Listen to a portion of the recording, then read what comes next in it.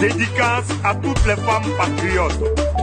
Maman Topo Léontine, Eben Boinet, Antoinette Méo, Chéri Balé, Christine Zokou, Marie-Thérèse Zadi, Simonie, Simonia, Simone Yves Bako, Demo, Simonie, Simonia, Simone Yves Bako, Demo. On lapide pas un arbre qui n'a pas de fruits. Maman Simone, Annie Tchéléten, MC Goroutem, Mijo Bibi Tem, Simone Yves Bako, Demo. J'ai dit, aujourd'hui, c'était la cérémonie de dédicace du livre de Maman Simone et Yves Babo, ma sortie de prison. Ouais, j'ai dit, c'était le Boeing qui était là-bas. Non, la cérémonie a été une réussite totale. Vraiment, merci à tous ceux qui ont fait le déplacement. Ouais, j'ai dit, ce qui m'a impressionné le plus là, chaque personne qui était là-bas a acheté au moins 2 ou 3 livres. Ça veut dire, les gens ne se sont pas contentés de prendre un seul livre. Non. 2 ou 3. C'est ce qui s'est passé. Ouais. Donc, elle a écrit dedans. Et puis, c'est pas dédicace où quand tu donnes ton livre, les gens écrivent la date ou bien ils écrivent le nom petit dedans. Elle a écrit même. C'est-à-dire que c'est de façon personnelle qu'elle écrivait dedans. C'est comme une inspiration divine qui faisait qu'elle écrivait dans les livres là. C'est ça qui est la vérité. Il y a eu le monde. Les gens étaient en rang. Ils ne se sont pas découragés malgré le fait que le rang était long là. Les gens ont attendu de façon disciplinée. C'est ça. En tout cas, tout s'est bien passé. Tout s'est très bien passé. Merci à tous ceux qui ont fait le déplacement. Et comme on appelle, en ce moment-là, il y a des gens qui ont demandé si le livre est en ligne. En ce moment, le livre n'est pas encore disponible en ligne. C'est seulement dans les librairies en Côte d'Ivoire.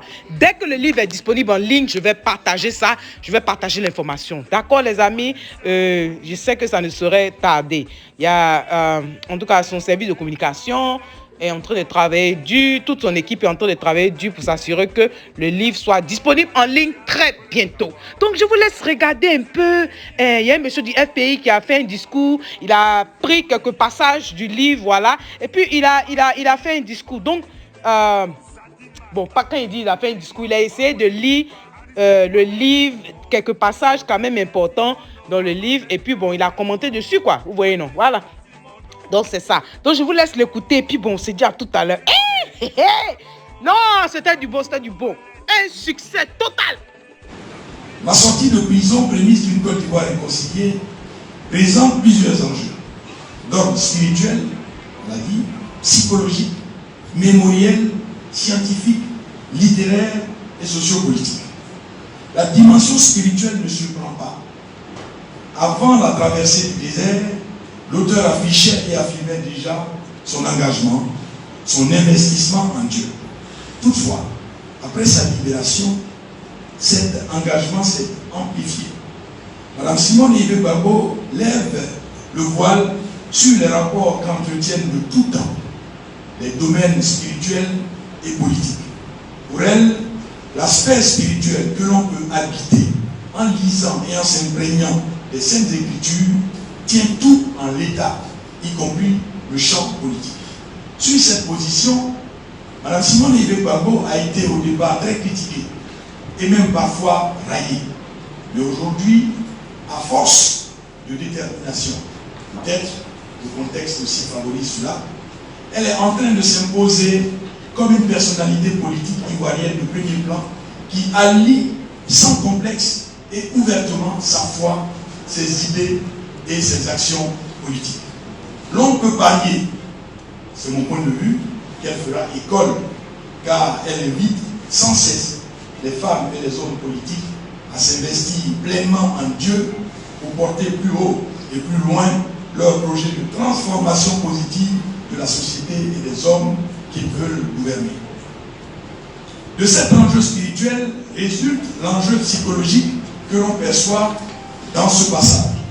Et je cite, « Vous savez, plus les jours passent, plus par persuasion, ma conviction s'établit fortement que la sortie qui nous a été annoncée le 6 août et qui s'est matérialisée le 8 août n'a pas été celle.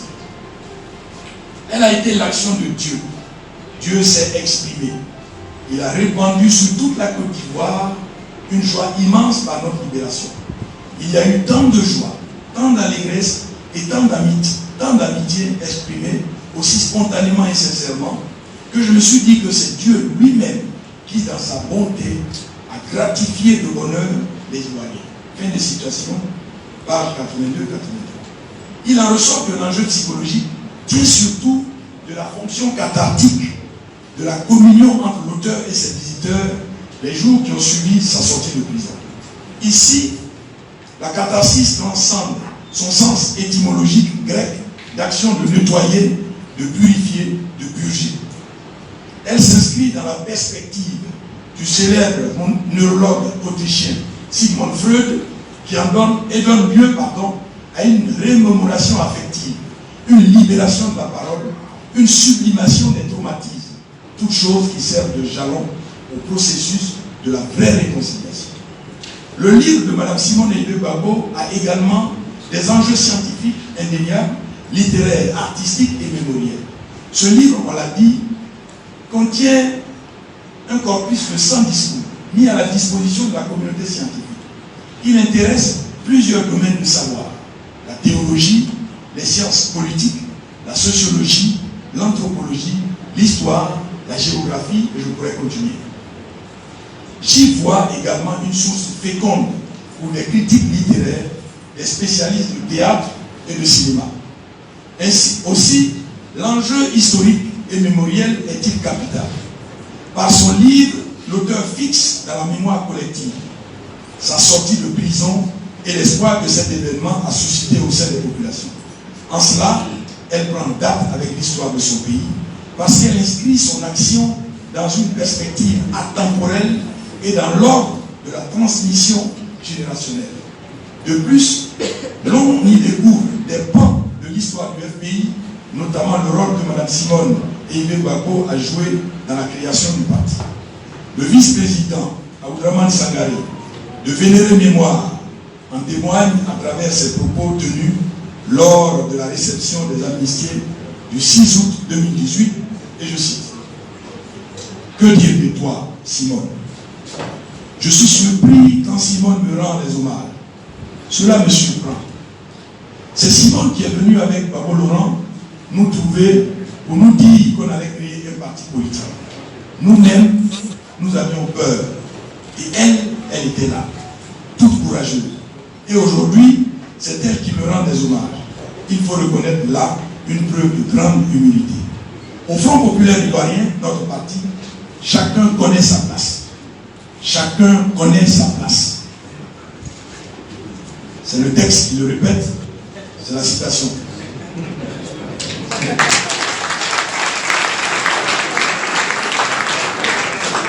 Donc les amis, c'était tout les amis. Ciao. En tout cas, c'était du bon. Vraiment, à tout à l'heure, non. À tout à l'heure. Si vous ne dormez pas, à tout à l'heure. Si vous dormez, ça veut dire que vous allez regarder cette vidéo-là demain. Et pour ceux qui veulent regarder l'intégralité de la vidéo, la vidéo a fait près de 1h38 minutes, genre presque 1h40 minutes. Donc, pour ceux qui veulent regarder l'intégralité, vous pouvez aller sur la page officielle du Maman Simone Eyibe-Gbagbo sur Facebook, Simone Eyibe-Gbagbo, alors sur YouTube, Simone Eyibe-Gbagbo officiel. D'accord, les amis? Donc, ici, moi, j'essaie de donner un peu un aperçu ou alors le résumé de ce qui se passe. Mais si vous voulez regarder l'intégralité, vous pouvez aller sur sa page officielle. D'accord? Ok, donc en tout cas, si tu es nouveau par ici, bonne arrivée. Merci d'être là et je dis merci beaucoup aux anciens et que Dieu continue de vous bénir, les amis. On se dit à tout à l'heure. Bye bye, les amis. Bye. Et merci à Abou Gallier pour cette merveilleuse chanson. Hommage à Maman Simone Eyibe-Gbagbo. Merci. On lapide pas un arbre qui n'a pas de fruits. Maman Simone.